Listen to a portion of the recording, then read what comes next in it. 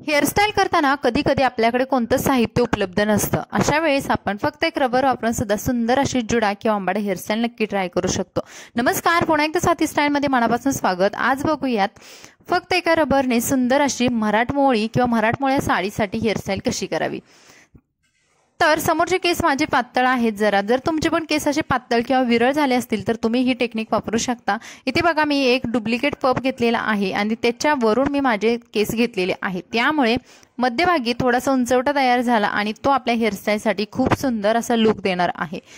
तर हे केस आहेत ते पाठीमागे मी पिन्सने दोन्ही बाजूने सिक्युअर करणार आहे, कारण केस जर निघाले किंवा थोडे लूज झाले तर तो आपला पफ खाली घसरू शकतो, त्यामुळे इथे टाईट अशा पिन्स लावून आपला पफ सिक्युअर करायचा आहे। त्यानंतर आता बघा, बऱ्याचशा मैत्रिणींचं कपाळ सुद्धा मोठं असतं किंवा समोरचे केस खूप कमी झालेले असतात। अशा वेळेस तुम्ही एखादी छोटी फ्लेक्स काढा किंवा केसांचा थोड्या प्रमाणात असा भाग आहे तो जे आपले डोळ्यांचा वरचा भाग असतो त्या साईडवरून खाली घ्या, म्हणजे जेणेकरून तुमचं कपाळ पण मोठं दिसणार नाही किंवा विरळ झालेले केस सुद्धा दिसणार नाहीत।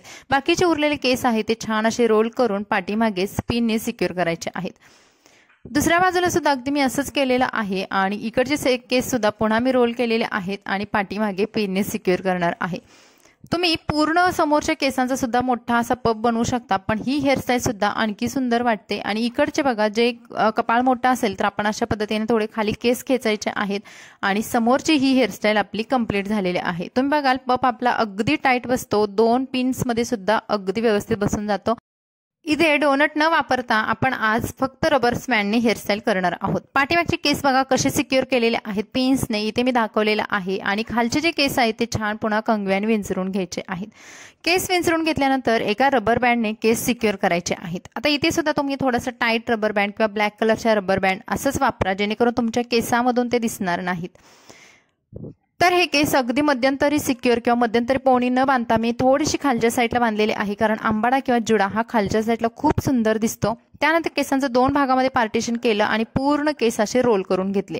त्यानंतर इथे बघा, हा जो रबर बँड आहे तो मी वापरलेला आहे आणि या रबर बँडचे फक्त दोन पिळे इथे घातलेले आहेत, त्यामुळे बघा हा रबर बँड सुद्धा घट्ट बसतो आणि आतमधले जे केस आहेत थोडेसे हलकेसे बाहेरच्या साईडला ओढलेले आहेत। आणि इथे आपण डोनटला जसा भाग तयार होतो अगदी तसा भाग आपण हाताने तयार केलेला आहे आणि या रबर बँडचा वापर करून आपण सुंदर असा इथे आता जुडा करणार आहोत। उरलेले केस आहेत ते खालच्या दिशेने गोळा केले आणि वरच्या दिशेला जेवढं अंतर पुरतंय तेवढे केस घेऊन तिथे एक छोटा दुसरा रबर बँड बांधून घेतला। आता हा जो केसांचा भाग खालचा तयार झालेला आहे त्याने वरचे केस आणि आपण बांधलेला मोठा रबर बँड हा पूर्ण झाकून घ्यायचा आणि यामुळे आपल्या केसांना किंवा हेअरस्टाईलला छान फिनिशिंग भेटणार आहे। तुम्ही बघाल आपले केस कुठेही बाहेर दिसत नाहीत, अगदी सुंदर असा आपण डोनट वापरून जशा पद्धतीने हेअरस्टाईल करतो अगदी तसा लुक आलेला आहे। आणि वर पिनने हे केस मी सिक्युअर केले। त्यानंतर उरलेले जे छोटेसे केस आहेत ते सुद्धा तिथेच रोल करून घेतले आणि दुसऱ्या एका पिनने ते केस सुद्धा सिक्युअर करून घेतले।